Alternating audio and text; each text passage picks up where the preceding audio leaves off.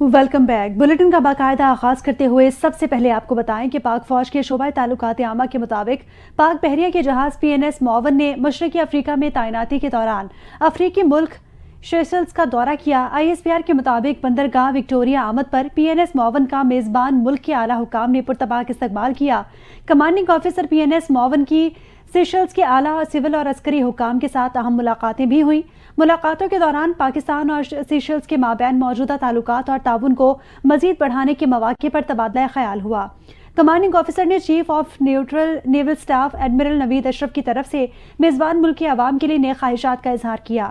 پاک فوج کے شعبہ تعلقات عامہ کے مطابق PNS معاون کے مشرقی افریقہ کے دورے سے پاکستان اور افریقی ممالک کے مابین تعلقات کو مزید تقویت ملے گی۔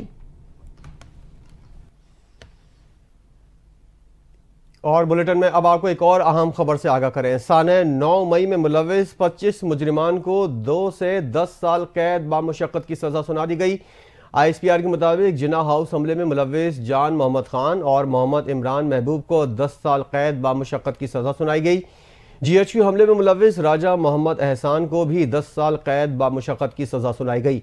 پنجاب ریجمنٹل سینٹر مردان حملے میں ملوث رحمت اللہ اور PAF بیس میاں والی حملے میں ملوث انور خان کو بھی 10 سال قید بامشقت کی سزا سنائی گئی۔ بنو کینٹ حملے میں ملوث محمد آفاق کو 9 سال قید بامشقت کی سزا سنائی گئی۔ چکدرہ قلعے کے حملے میں ملوث داؤد خان کو 7 سال قید بامشقت کی سزا سنائی گئی۔ ISPR کے مطابق 9 مئی 2023 کو قوم نے سیاسی طور پر بھڑکائے گئے اشتعال انگیز تشدد اور جلاؤ گھراؤ کے افسوسناک واقعات دیکھے۔ ترجمان پاک فوج کا کہنا ہے 9 مئی کے پرتشدد واقعات پاکستان کی تاریخ میں ایک سیاہ باب کی حیثیت رکھتے ہیں۔ ISPR کا کہنا ہے پرتشدد واقعات قوم کے لیے صدمہ ہیں۔ سزا یافتہ مجرموں کے پاس اپیل اور دیگر قانونی چارہ جوئی کے حق بھی موجود ہے۔ ایک اور اہم خبر، پاک فوج کے شعبہ تعلقات عامہ ISPR کا کہنا ہے کہ صحیح معنوں میں مکمل انصاف اس وقت ہوگا جب 9 مئی کے ماسٹر مائنڈ اور منصوبہ سازوں کو آئین و قانون کے مطابق سزا مل جائے گی۔ ISPR کی جانب سے جاری بیان میں بتایا گیا کہ فوجی عدالتوں نے 9 مئی کے واقعات میں ملوث 25 ملزمان کو سزائیں سنا دی ہیں۔ قوم نے 9 مئی کو سیاسی طور پر بھڑکائے گئے اشتعال انگیز تشدد اور جلاؤ گھراؤ کے افسوسناک واقعات دیکھے۔ سیاسی پروپیگنڈے جھوٹ کا شکار بننے والے لوگوں کے لیے یہ سزائیں تنبیہ ہیں کہ مستقبل میں قانون کو ہاتھ میں نہ لیں۔ پاک فوج کے شعبہ تعلقات عامہ کا کہنا ہے کہ نفرت، جھوٹ پر مبنی سیاسی بیانیے کی بنیاد پر مسلح افواج کی تنصیبات پر حملے کیے گئے اور پرتشدد واقعات پوری قوم کے لیے ایک شدید صدمہ ہے۔ ISPR نے مزید کہا کہ 9 مئی کی سزاؤں کا فیصلہ قوم کے لیے انصاف کی فراہمی میں ایک اہم سنگ میل ثابت ہوگا۔ متعدد ملزمان کے خلاف انسداد دہشت گردی کی مختلف عدالتوں میں بھی مقدمات زیر سماعت ہیں۔ دیگر ملزمان کی سزاؤں کا اعلان ان کے قانونی عمل مکمل کرتے ہی کیا جا رہا ہے۔ 9 مئی کے مقدمے میں انصاف فراہم کر کے تشدد کی بنیاد پر کی جانے والی گمراہ اور تباہ کن سیاست کو دفن کیا جائے گا۔ وزیر اطلاعات عطا تارڑ نے کہا ہے کہ 9 مئی کے ماسٹر مائنڈ کو کیفر کردار تک پہنچایا جائے گا اور جب سارے افراد انجام تک پہنچیں گے تو جشن منائیں گے۔ ملٹری کورٹس کی جانب سے سانحہ 9 مئی میں ملوث مجرمان کی سزاؤں کے فیصلے پر رد عمل دیتے ہوئے عطا تارڑ کا کہنا تھا کہ سیاسی دہشت گردوں نے سیاست کا لبادہ اوڑھ کر دہشت گردی کی اور آج ان کو سزا ملی ہے۔ سرحدوں کے محافظوں کی یادگاروں پر حملے کر کے پیغام دیا کہ منصوبہ ساز بانی PTI تھا۔ ان کا کہنا تھا فوجی تنصیبات پر ایسے پہلے بھی کئی حملے نہیں ہوئے۔ بانی PTI نے ملک میں تشدد کی سیاست کا راستہ دکھایا۔ آج انصاف ملا ہے، اس حوالے سے کوئی نہیں بچے گا اور 9 مئی کے ماسٹر مائنڈ کو کیفر کردار تک پہنچایا جائے گا۔ ملک دشمنی اور ملکی دفاع کو کمزور کرنے کی سازش 9 مئی ایک سیاہ دن تھا۔ آج کی خوشی کے دن پر ہم تہیہ کرتے ہیں کہ پاکستان کا دفاع کریں گے۔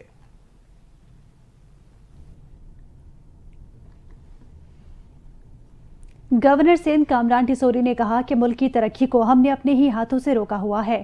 بغیر سوچے جو بیانیہ ہم پوسٹ کر رہے ہیں وہ کس کا بیانیہ ہے؟ گورنر ہاؤس کراچی میں داؤد یونیورسٹی کی کانووکیشن کی تقریب سے گورنر سندھ کامران ٹیسوری نے خطاب کیا۔ کہا کہ آج 9 مئی کے کرداروں کو سزائیں ہوئی ہیں، امید کی کرن جاگی ہے۔ اصل سزائیں تو اس سیاسی جماعت کی لیڈرشپ کو ہونی چاہیے۔ سزائیں ان کو ہوں گی جنہوں نے نوجوانوں کو آگے کر دیا۔ ان کا کہنا تھا کہ آج تک اس ملک میں کسی کو پورا انصاف نہیں ملا۔ امید کی نئی کرن صرف SIFC کی ہے۔ گورنر سندھ کامران ٹیسوری نے کہا यादगार शहदा को गिराना नाकाबिले बर्दाश्त है। 9 मई के वाक़यात कराने वालों को सज़ा मिलेगी तो ही इंसाफ होगा।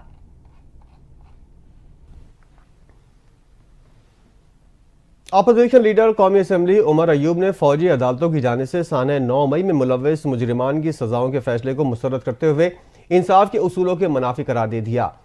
प्लेटफॉर्म एक्स पर कहा कि फौजी अदालत से सिविलियंस के खिलाफ सजाओं को मुस्तरद करते हैं। फौजी अदालतों की जानिब से PTI के ज़ेर हिरासत अफराद के खिलाफ सुनाई गई सजाएं इंसाफ के उसूलों के मुनाफी हैं। उनका कहना था कि ज़ेर हिरासत अफराद आम शहरी हैं और उन पर फौजी अदालतों में मुकदमा नहीं चलाया जा सकता। मुसल्लह अफवाज रियासत के इंतजामी इख्तियार का हिस्सा हैं। ऐसे फैसलों से आइन की बुनियादी खुसूसियत ताकत की तकसीम की नफी होती है।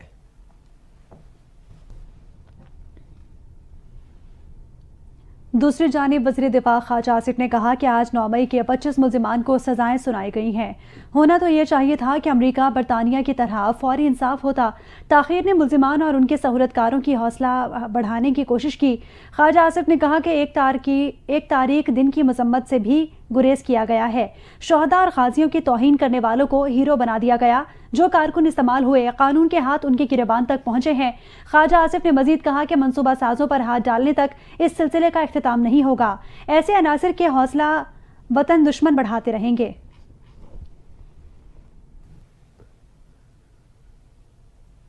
तहरीक इंसाफ के बानी PTI की हमशीरा अलीमा खान का कहना है अगले 3 से 4 महीने तो बानी PTI पक्के जेल में रहेंगे।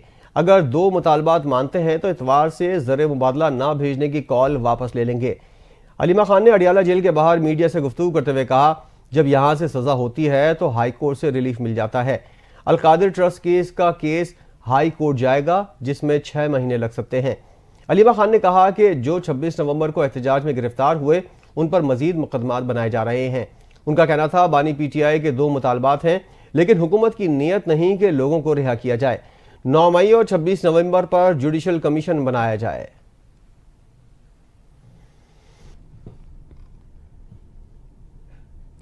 पाकिस्तान तहरीक इंसाफ की कोर कमेटी के इजलास की अंदरूनी कहानी सामने आ गई। इजलास में चेयरमैन PTI बैरिस्टर गौहर ने कहा कि बानी PTI ने कहा है जो भी मुज़ाकरात के लिए आए हैं हम तैयार हैं। हम मोहसिन नकवी के साथ भी मुज़ाकरात करने के लिए तैयार हैं। सलमान अकरम राजा ने बानी PTI का पैगाम कोर कमेटी मेंबरान तक पहुंचाया।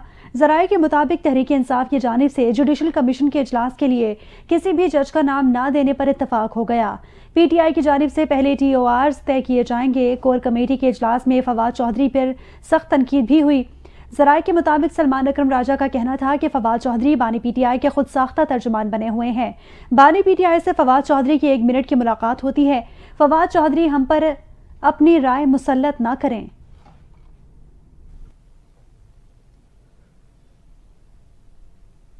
स्पीकर कौमी असम्बली सरदार अयाज सादिक ने एक बार फिर अपोजिशन को मुज़ाकरात में ताउन की पेशकश कर दी। अयाज सादिक ने प्रेस कॉन्फ्रेंस करते हुए कहा कि मुज़ाकरात करें, हमारे दरवाजे खुले हैं, कोई आएगा तो ना नहीं करेंगे, मगर लोगों को पकड़ कर नहीं कह सकते कि आए मुज़ाकरात करें। अपोजिशन की मर्जी होगी तो हम सहूलतकारी करेंगे, बेहतरी के लिए जिसकी भी मिन्नत करना पड़ी करेंगे और हुकूमत की कमेटी भी बन जाए तो बातचीत आगे चल पड़ेगी। अयाज सादिक ने मजीद कहा कि आयतल कुर्सी और दुरूद शरीफ पढ़कर फूंकेंगे तो हालात बेहतर हो जाएंगे।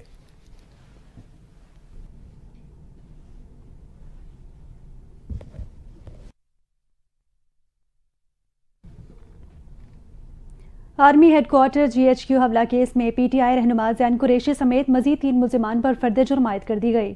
अडियाला जेल में इंसदाद दहशतगर्दी की अदालत के जज अमजद अली ने GHQ हमला केस की समाअत की। अदालत ने PTI रहनुमा ज़ैन कुरैशी, राजा नासिर महफूज और राजा शहबाज पर फर्द जुर्म आयद कर दी। मुकदमे में अब तक मजमूई तौर पर 116 मुल्ज़िमान पर फर्द जुर्म आयद की जा चुकी है। वकील सफाई ने कहा कि बानी PTI और फवाद चौधरी पर फर्द जुर्म आयद करने की कार्रवाई की CCTV फुटेज दी जाए। अदालत ने दलाल सुनने के बाद बानी PTI और फवाद चौधरी की CCTV फुटेजेस के हुसूल की दरख्वास्त पर फैसला महफूज कर लिया। अदालत ने GHQ हमला केस की समाअत 24 दिसंबर तक मुलतवी कर दी।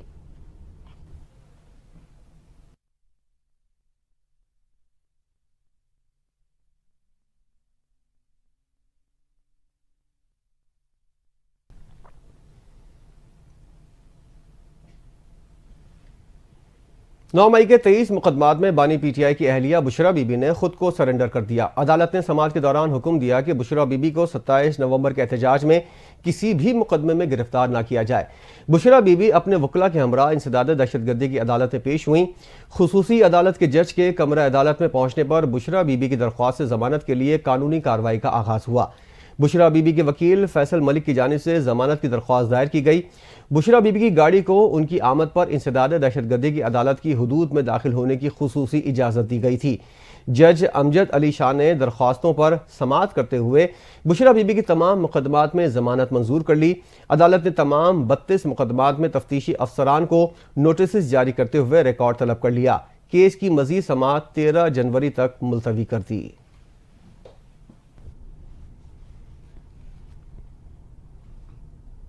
پشاور ہائی کورٹ نے 24 نومبر کو ڈی چوک اسلام آباد میں پی ٹی آئی کے احتجاج کے بعد پارٹی کے 140 سے زائد رہنماؤں، ممبران اسمبلی اور کارکنان کی راہداری اور حفاظت ضمانت کی درخواستیں منظور کر لیں۔ 28 نومبر سے اب تک پی ٹی آئی کے رہنماؤں اور ممبران اسمبلی کی 140 سے زائد درخواستوں پر پشاور ہائی کورٹ میں سماعت ہوئی۔ 70 سے زائد راہداری ضمانت اور 69 حفاظتی ضمانتوں پر درخواست پر سماعت ہوئی اور عدالت عالیہ نے تمام درخواست گزاروں کو راہداری اور حفاظتی ضمانتیں دے دی ہیں۔ حفاظتی اور راہداری ضمانت حاصل کرنے والوں میں وزیر اعلیٰ خیبر پختونخوا علی امین گنڈا پور بھی شامل ہیں۔ ان کے علاوہ پی ٹی آئی کے تمام سینئر رہنماؤں نے پشاور ہائی کورٹ سے راہداری ضمانت اور مقدمات کی تفصیل کے لیے رجوع کیا تھا۔ بانی پی ٹی آئی کے سیکرٹری جنرل سلمان اکرم راجہ، اپوزیشن لیڈر قومی اسمبلی عمر ایوب نے ہائی کورٹ سے راہداری اور حفاظتی ضمانت حاصل کی۔ بانی پی ٹی آئی کی اہلیہ بشرا بی بی کو بھی ہائی کورٹ نے 16 جنوری تک حفاظتی ضمانت دی ہے۔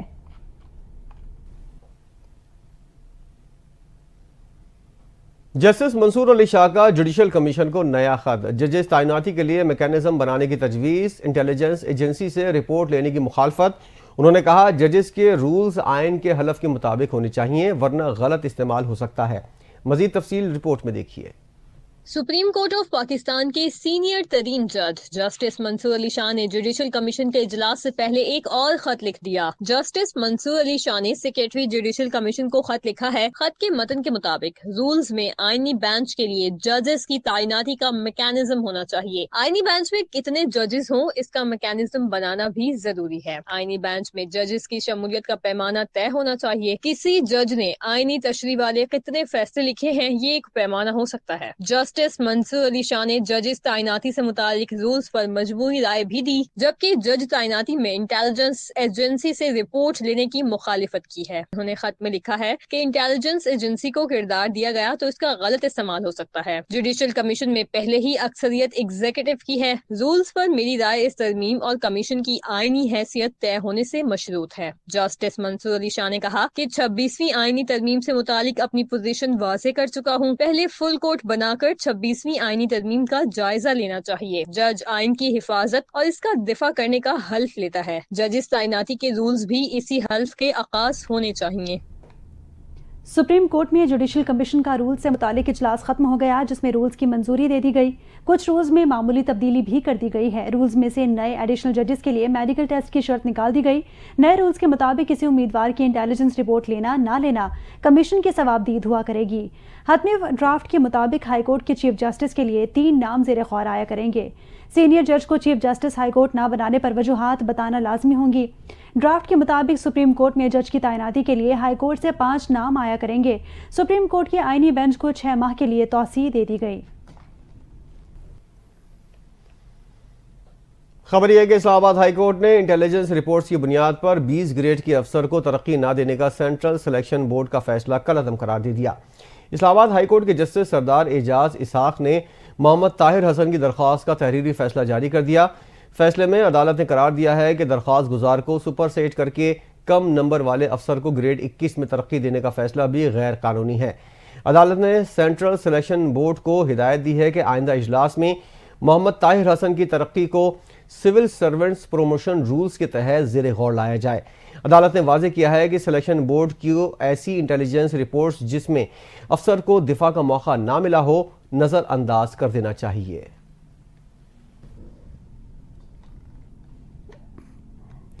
سیکیورٹی فورسز نے پاک افغان بارڈر پر فتنۃ الخوارج کے گروپ کی دراندازی کی کوشش کو ناکام بنا دیا۔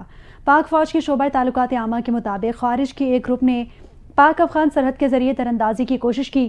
ISPR کی جانب سے بتایا گیا کہ سیکیورٹی فورسز نے خارج کے گروپ کی تراندازی کی کوشش کو ناکام بناتے ہوئے 4 خارج کو جہنم واصل کر دیا۔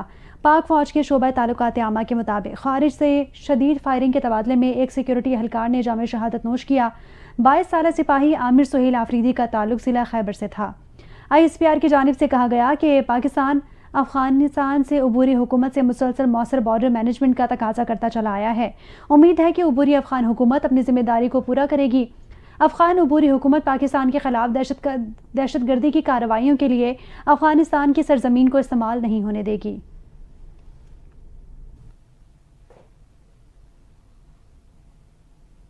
وزیراعظم شہباز شریف اور وزیر داخلہ محسن نقوی کی ضلع خیبر کے علاقے راجگال میں سیکیورٹی آپریشن کرنے پر فورسز کو خراج تحسین۔ وزیراعظم نے فائرنگ کے تبادلے میں سپاہی عامر سہیل آفریدی کی شہادت پر اظہار افسوس کیا۔ وزیراعظم شہباز شریف نے کہا، قوم کے بیٹوں کی قربانیاں ہرگز رائیگاں نہیں جانے دیں گے۔ انسانیت کے دشمنوں کے مذموم عزائم کو خاک میں ملاتے رہیں گے۔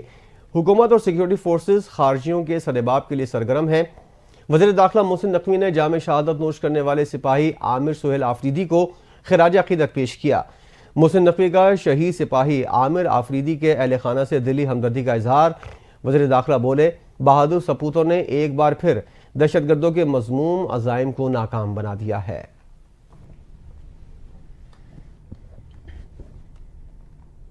مدارس رجسٹریشن کا معاملہ، حکومت اور JUI کے درمیان مدارس رجسٹریشن پر بڑا بریک تھرو ہو گیا۔ حکومت نے اتحاد تنظیم المدارس دینیہ کے تمام مطالبات کو تسلیم کر لیا۔ مدارس کی رجسٹریشن سوسائٹیز رجسٹریشن ایکٹ 1860 کے تحت ہی کرنے کی یقین دہانی کرا دی گئی ہے۔ 26ویں آئینی ترمیم کی روشنی میں پاس کیے گئے مسودے پر نوٹیفیکیشن چند روز میں جاری کر دیا جائے گا۔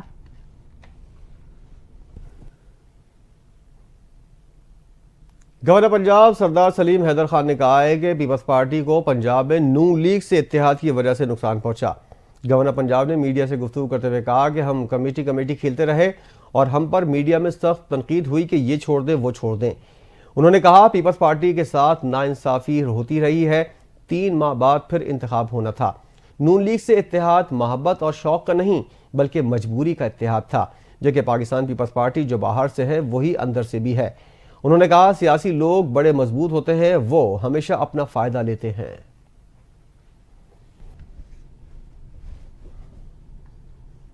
اور اب رخ کریں گے کرم کا، جہاں کشیدہ صورتحال برقرار ہے۔ پارا چنار مین شاہراہ آج 74ویں روز بھی ہر قسم کے آمد و رفت کے لیے بند رہی۔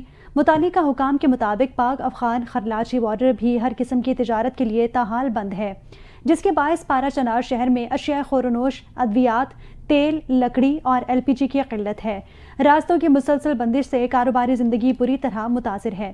ڈپٹی کمشنر پارا چنار کے مطابق عمائدین کے درمیان جرگے اور مذاکرات کا سلسلہ جاری ہے۔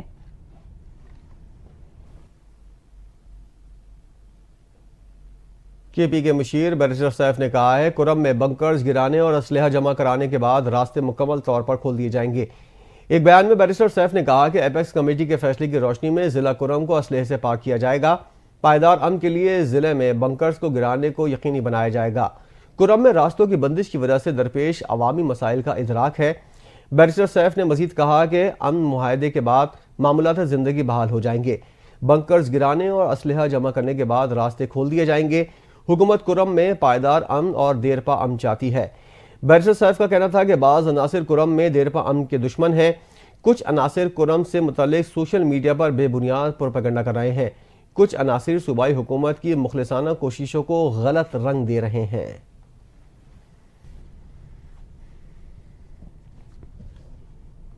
آگے بڑھتے ہوئے آپ کو بتائیں کہ سرکاری ملازمین کے الاؤنسز سے متعلق سفارشات کے لیے 8 رکنی کمیٹی قائم کر دی گئی۔ وفاقی وزیر خزانہ محمد اورنگزیب خصوصی کمیٹی کے سربراہ ہوں گے۔ وزیر مملکت برائے خزانہ علی پرویز ملک سیکرٹری خزانہ کمیٹی میں شامل ہے۔ سیکرٹری اسٹیبلشمنٹ ڈویژن، سیکرٹری دفاع خصوصی کمیٹی کے ممبر ہوں گے۔ سیکرٹری داخلہ ڈویژن بھی خصوصی کمیٹی کا حصہ ہوں گے۔ وزیر اعظم کی منظوری سے خصوصی کمیٹی کے قیام کا نوٹیفیکیشن جاری ہو گیا۔ نوٹیفیکیشن کے مطابق کمیٹی ملازمین کے موجودہ الاؤنسز پر نظر ثانی کی تجاویز کا جائزہ لے گی۔ نئے الاؤنسز سے متعلق سفارشات بھی خصوصی کمیٹی تیار کرے گی۔ خصوصی کمیٹی کی جانب سے سفارشات وفاقی کابینہ میں پیش ہوں گی۔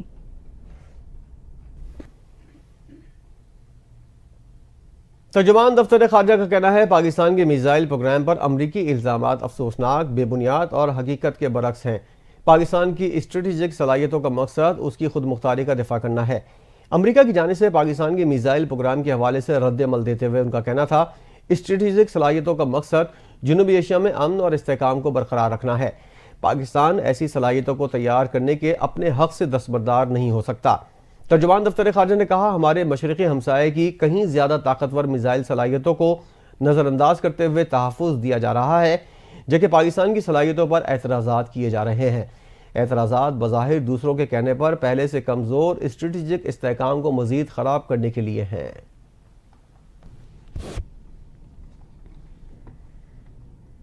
کراچی کشادہ دل لوگوں کا شہر ہے۔ کراچی میں تمام کلچر سے تعلق رکھنے والے لوگ موجود ہیں۔ چیئرمین MQM پاکستان خالد مقبول صدیقی نے میڈیا سے گفتگو کرتے ہوئے کہا کراچی میں تمام زبانوں علاقوں سے تعلق رکھنے والے لوگ موجود ہیں۔ یہ تہذیبی اقدار ہم سب کا قومی اثاثہ ہے۔ 24 دسمبر کو گورنر سندھ نے مہاجر کلچر ڈے منانے کا اعلان کیا۔ خالد مقبول صدیقی نے مزید کہا کہ MQM جب بنی تھی تو پیغام یہی تھا کہ آپ ہمیں اور ہم آپ کو تسلیم کریں۔ MQM بنانے کا مقصد سب کا حق تسلیم کرنے کا تھا۔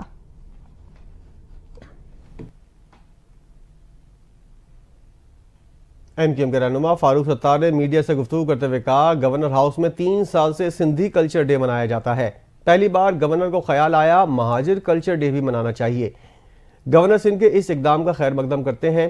فاروق ستار نے مزید کہا مہاجر کلچر بانیان پاکستان کی ثقافت ہے جنہوں نے قربانیاں دیں۔ ہمیں کشادہ دلی کا مظاہرہ کرنا چاہیے۔ کراچی مختلف ثقافتوں کا مسکن ہے۔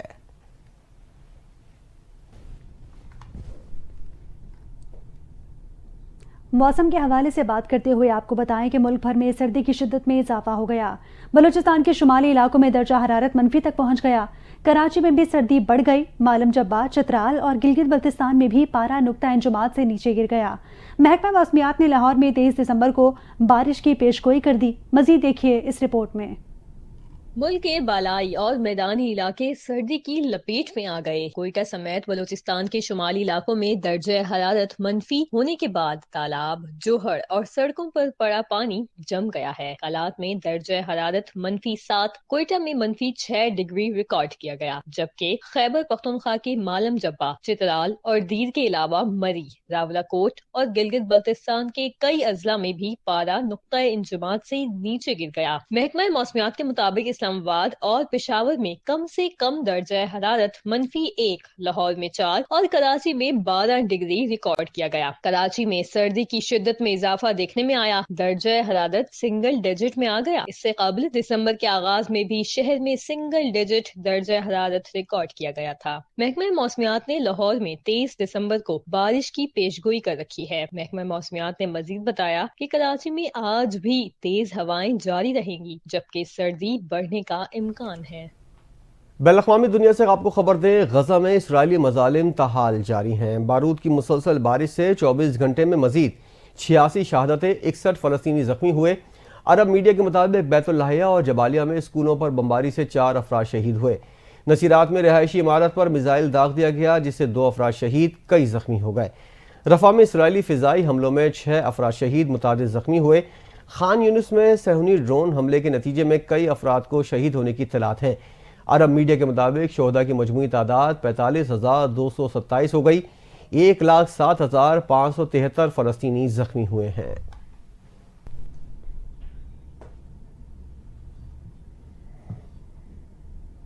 کھیلوں کے میدان سے خبر ہے پاکستان اور جنوبی افریقہ کے درمیان تیسرا اور آخری ون ڈے کل کھیلا جائے گا۔ پاکستان کرکٹ ٹیم آخری ایک روزہ میچ کھیلنے کے لیے جوہانسبرگ پہنچ گئی۔ پاکستانی ٹیم کی جنوبی افریقہ کو کلین سویپ کرنے کی پوری تیاری ہے۔ تیسرے میچ سے قبل جنوبی افریقہ کے فاسٹ بولر بارٹمین گھٹنے کی انجری کے باعث اسکواڈ سے باہر ہو گئے۔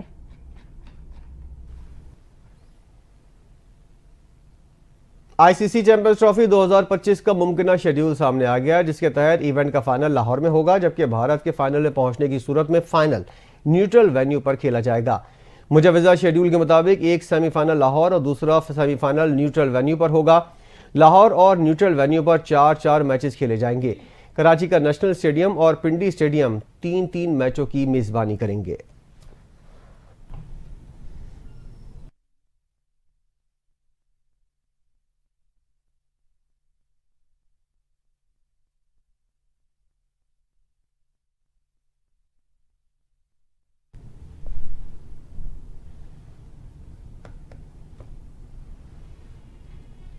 इसी के साथ ही न्यूज बुलेटिन से फिल वक्त इतना ही। मजीद खबरों और अपडेट्स के लिए आप देखते रहिए NTN न्यूज।